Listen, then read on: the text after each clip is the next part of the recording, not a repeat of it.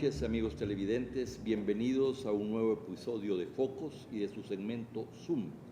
La semana pasada, en una jornada de un día entero, el economista Luis Membreño convocó a uno de los mejores y más relevantes eventos de los últimos años, El Salvador 2024, la ruta obligada a seguir en lo que queda de este gobierno y en la gestión del próximo, para salir de la postración económica y social y enrumbarnos, finalmente, en el camino de la prosperidad. Para hablar de El Salvador 2024 nos acompaña esta noche Luis Membreño. Bienvenido, Luis. Gracias, Alberto. Un placer estar contigo y con tu audiencia. Igualmente.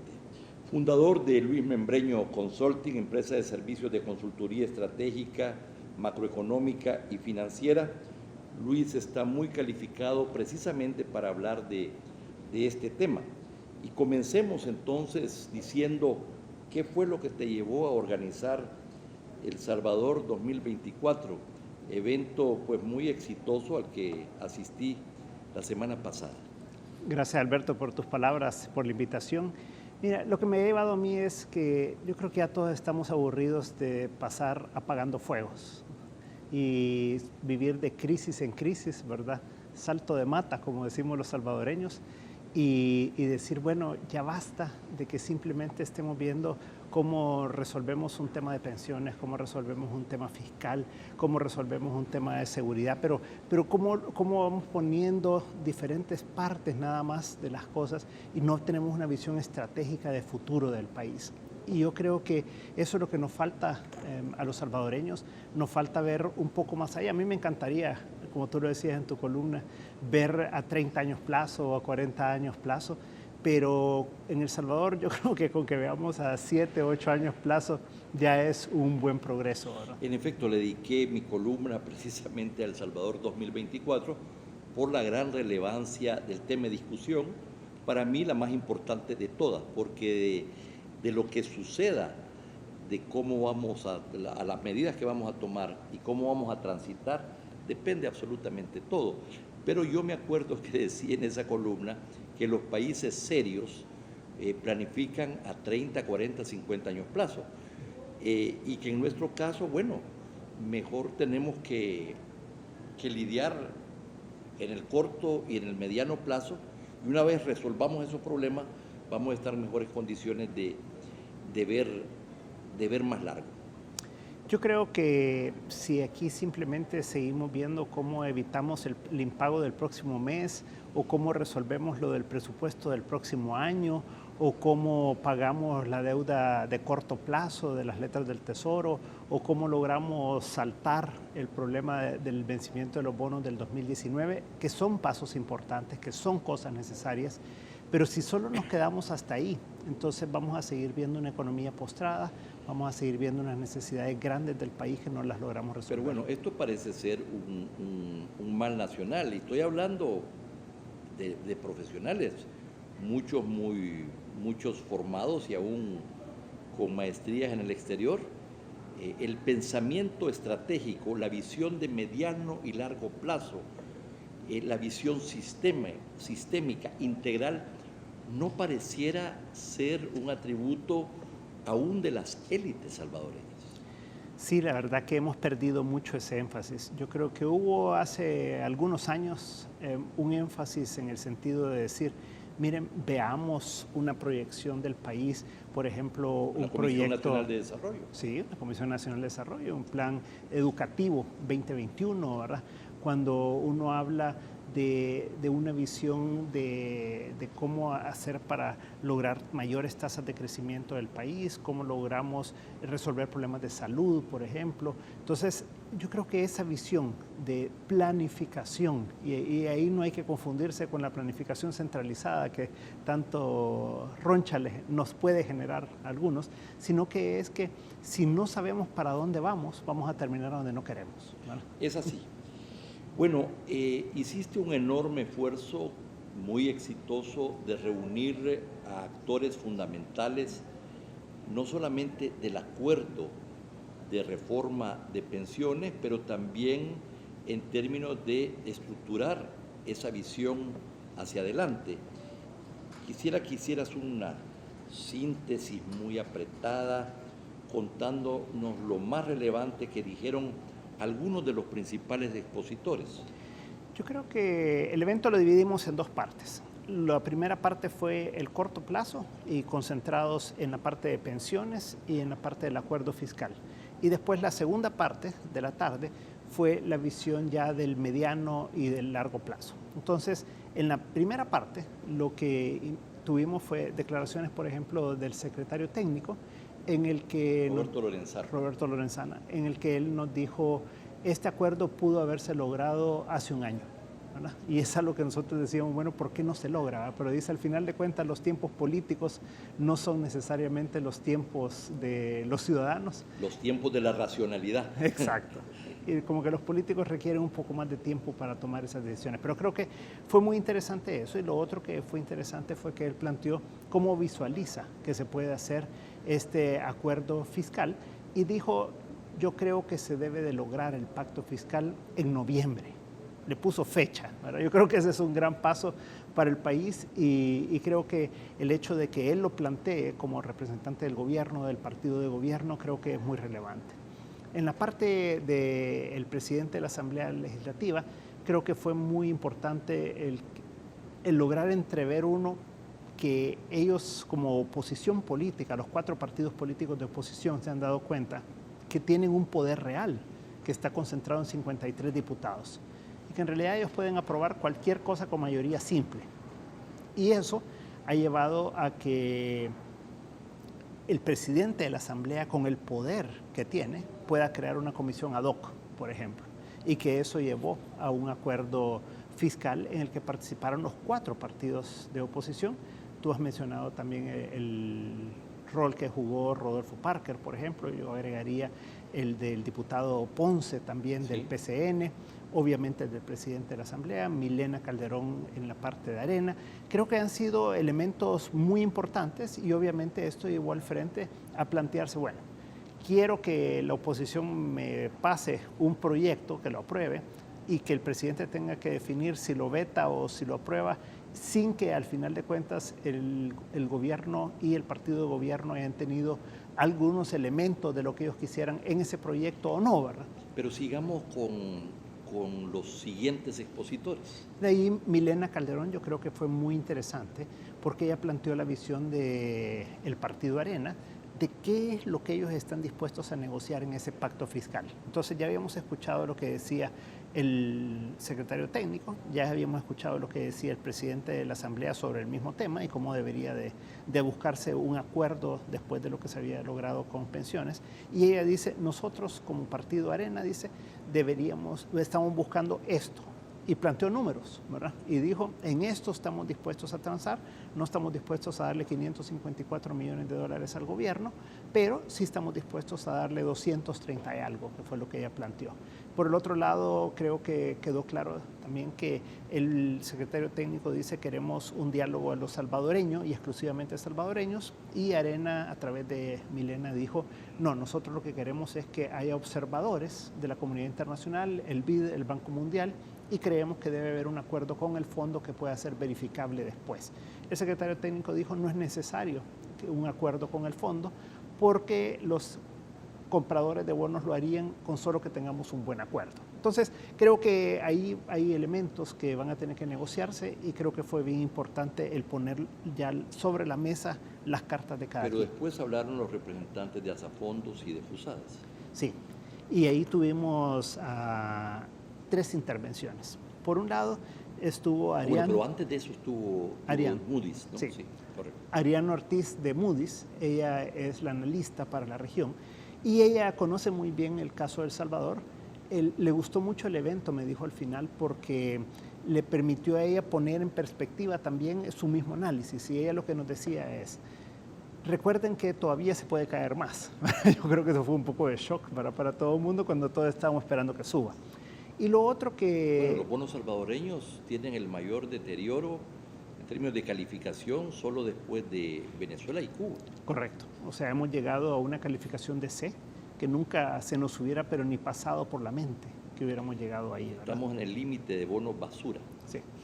Y ahí lo que ella viene y nos pone es un reto, diríamos, en el sentido positivo de decir, El Salvador sí puede subir su calificación de riesgo, pero tiene que demostrarnos a la comunidad internacional que en realidad puede llegar a acuerdos mayores que el que hizo con el acuerdo de pensiones. Nos dijo, creemos que el acuerdo de pensiones lo que cimenta es una calificación estable en C, ¿verdad? No estamos viendo una perspectiva negativa, ¿verdad?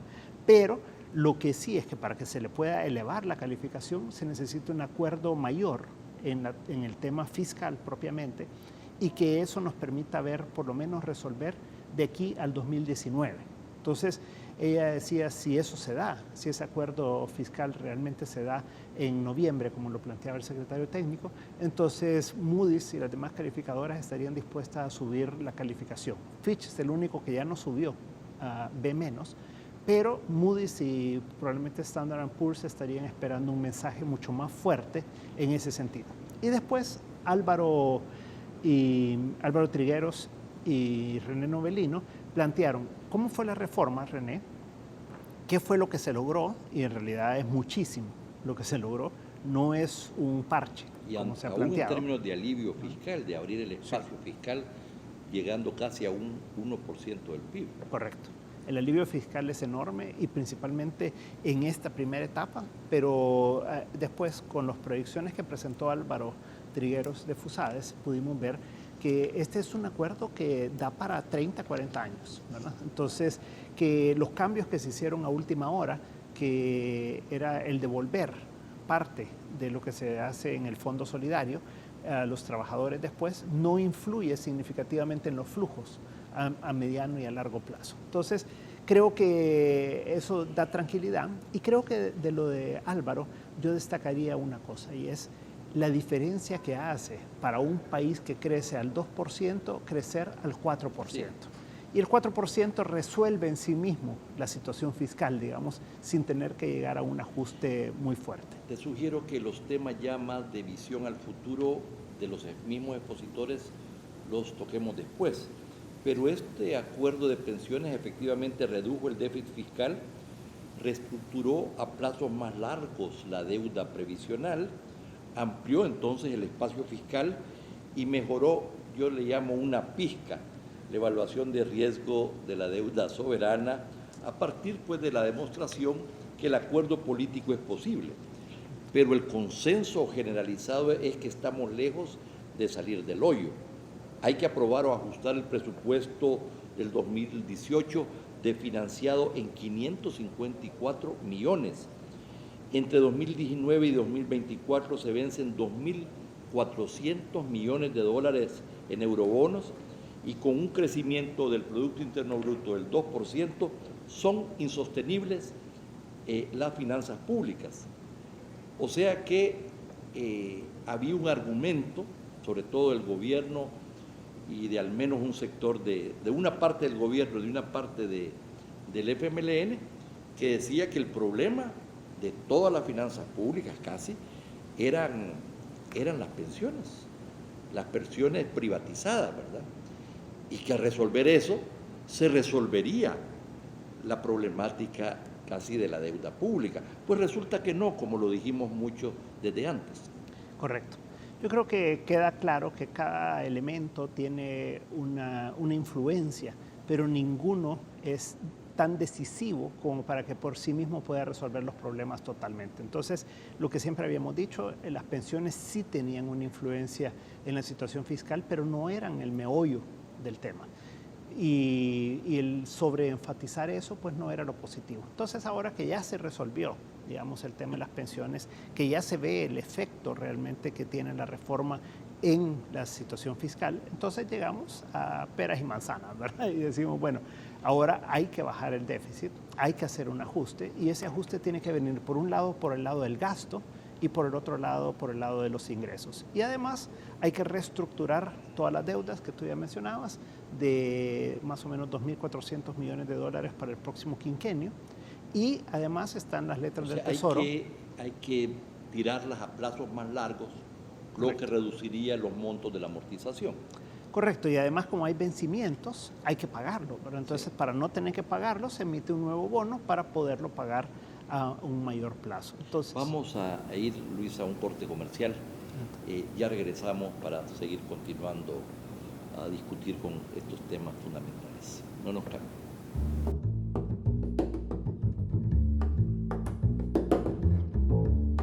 Te presentamos a Punto Express, el lugar donde pagas todo en un mismo lugar. Punto Express tiene una red que te permite estar conectado directamente en línea para realizar todo tipo de pago de forma inmediata. Nuestra red de más de 800 puntos se encuentra en los 14 departamentos de El Salvador, en los lugares que siempre frecuentas, optimizando tu tiempo. De lunes a domingo, en horarios extendidos. Sin colas, sin recargos, sin tanta vuelta. En Punto Express, pagas todo, ganas mucho. WhatsApp gratis para 2 al activar persona favorita. Para que WhatsAppeen con todos sus contactos, hasta 30 días, sin usar datos ni Wi-Fi. En recargas desde 1.60. Además, te damos llamadas gratis entre tú y tu persona favorita para hablar ilimitado. Ya eres mi persona favorita. Cada minuto a tu lado es genial. Recarga tu Claro prepago ahora. ¡Claro que sí! Cosas que no sabías del azúcar de caña. El azúcar natural produce energía al instante y esa energía no se transforma en grasa. El azúcar natural es buena y como cualquier otro alimento, debe formar parte de una alimentación balanceada. Nuestro cerebro necesita diariamente al menos un 20% de energía proveniente de carbohidratos como el azúcar natural. Como ves, el azúcar natural es buena y tu cuerpo la necesita.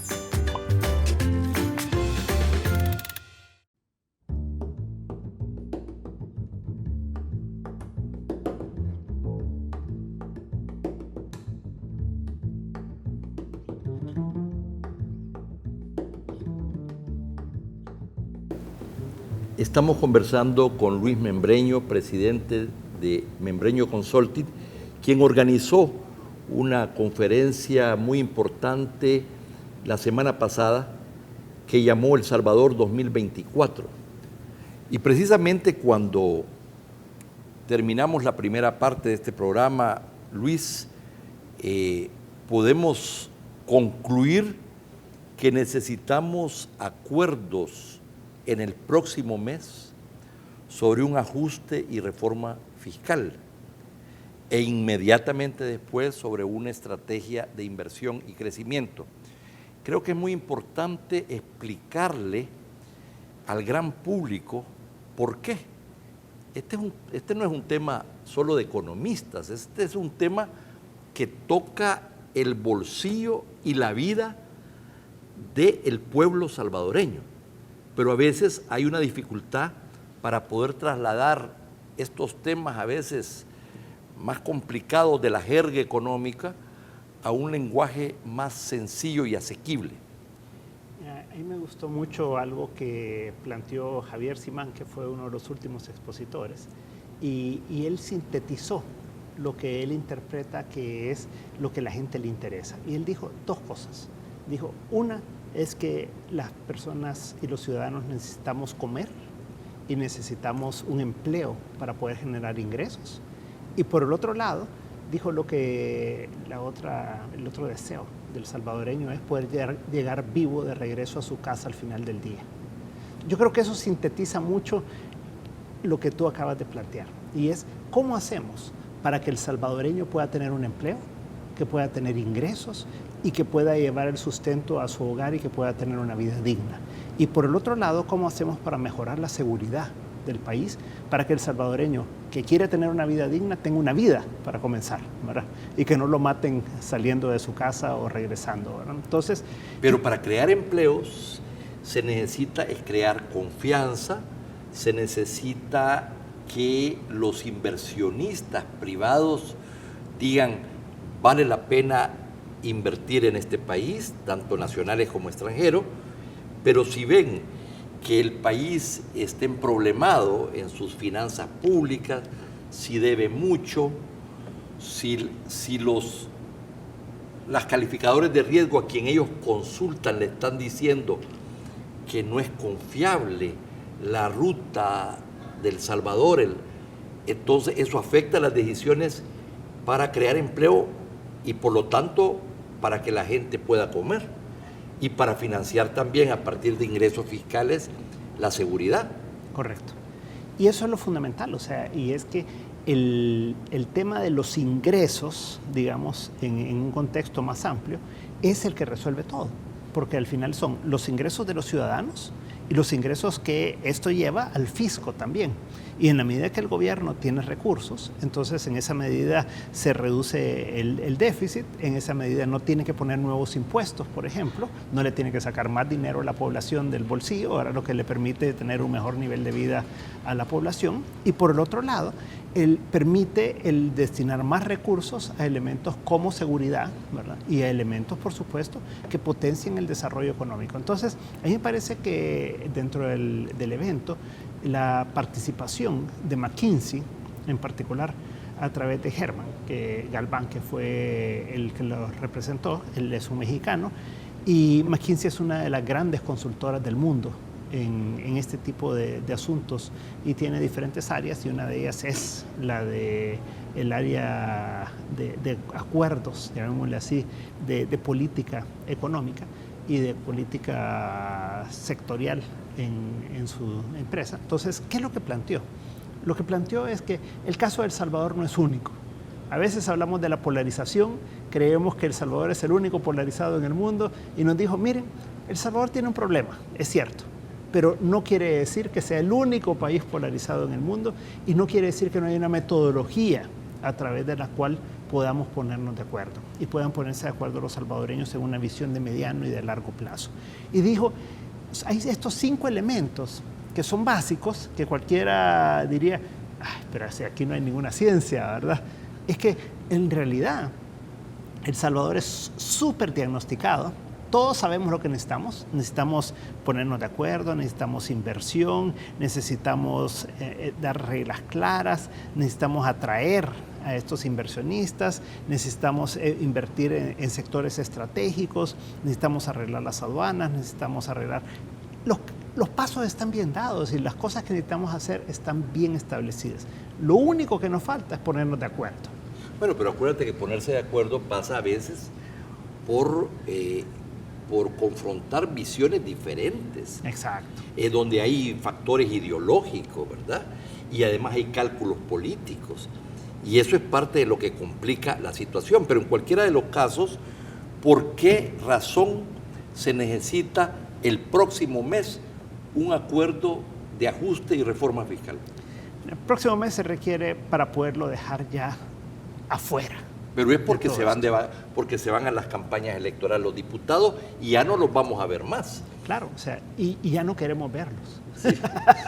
Queremos que dejen un buen acuerdo fiscal ya firmado, sentenciado y que entonces ya podamos los salvadoreños ver para adelante, ver con una proyección de mediano plazo y no del impago del próximo mes, ni del próximo trimestre, ni del próximo año, ¿verdad? Sino que ya decir, bueno, tenemos resuelto 2018, 2019, en realidad concentrémonos en los elementos estructurales del país.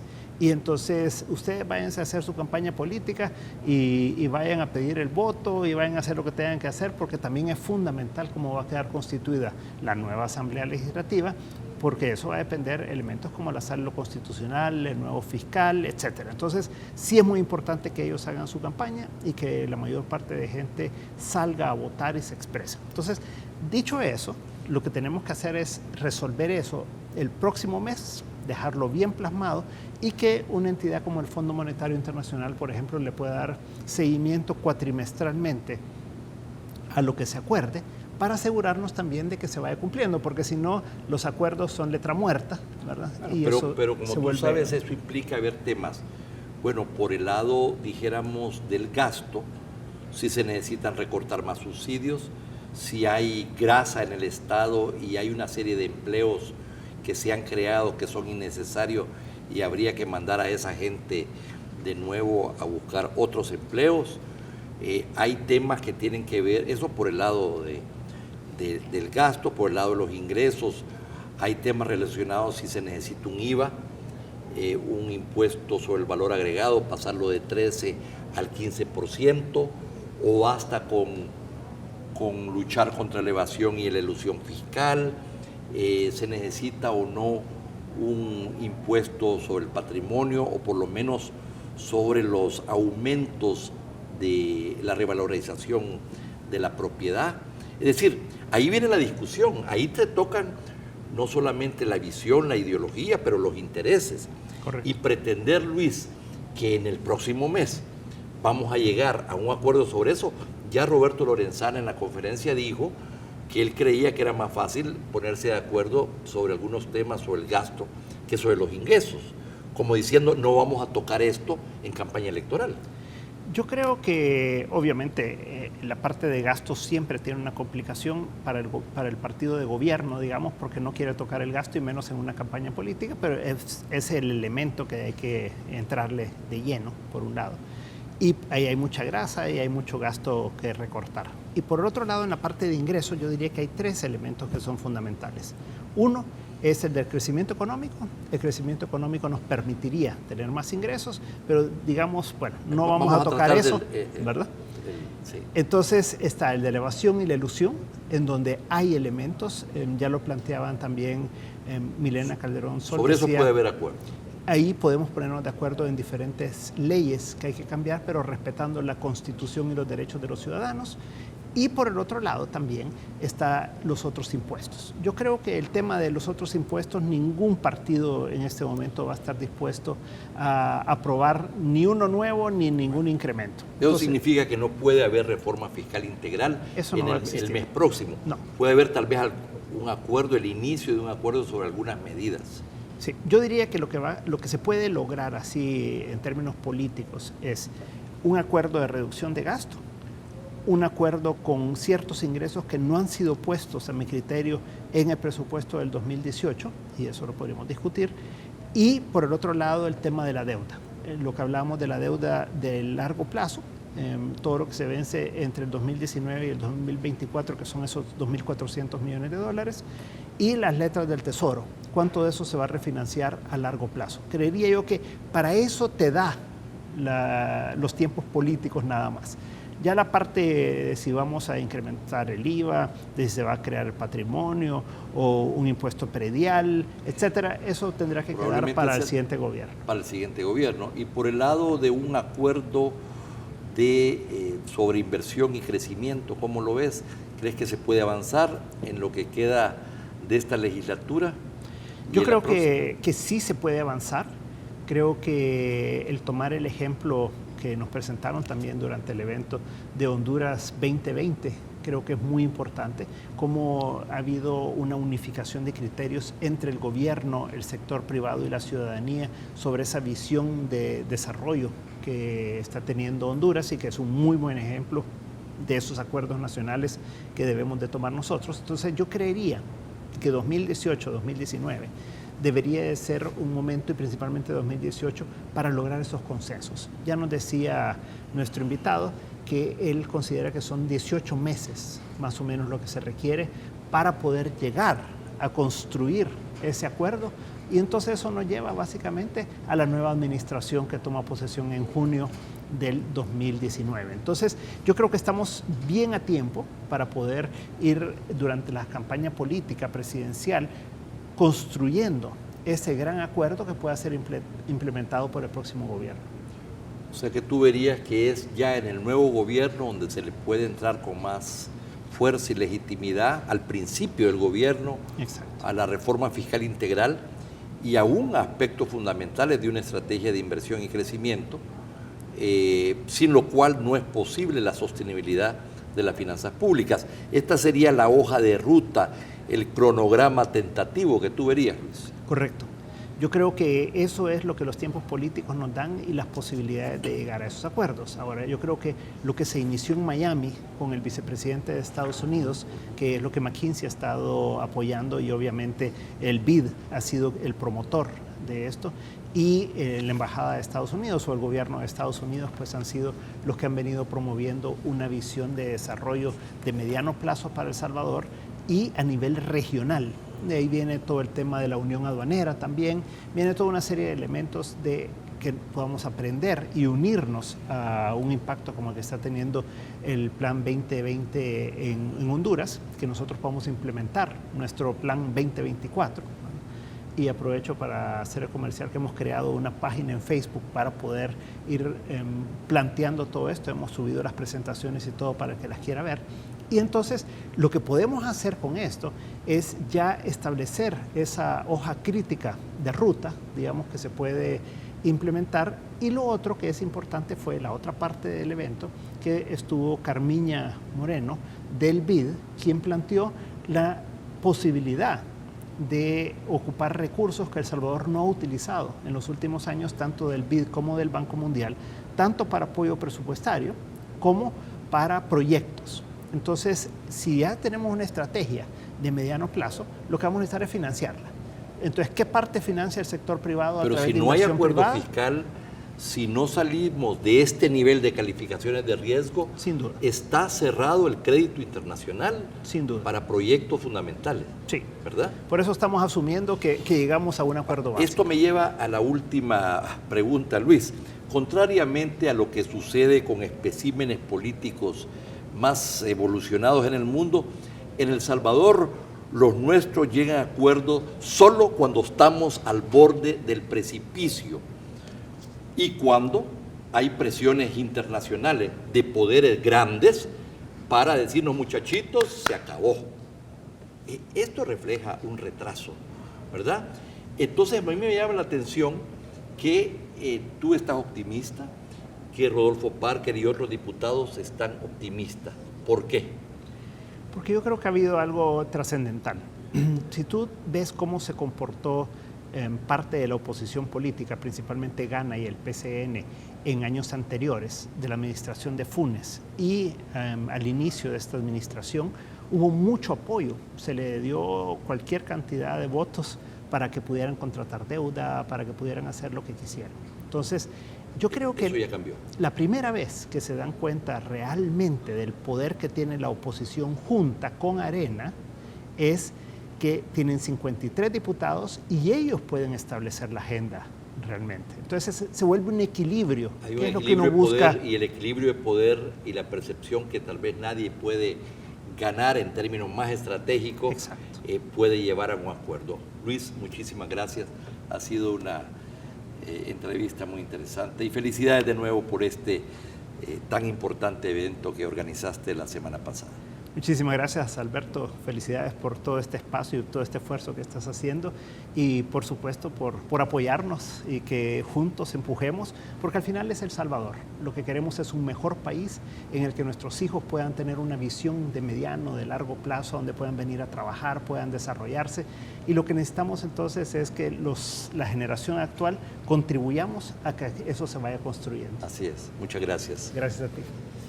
Y a usted, amigos televidentes, muchas gracias por esta audiencia. No nos cambie, viene Prisma.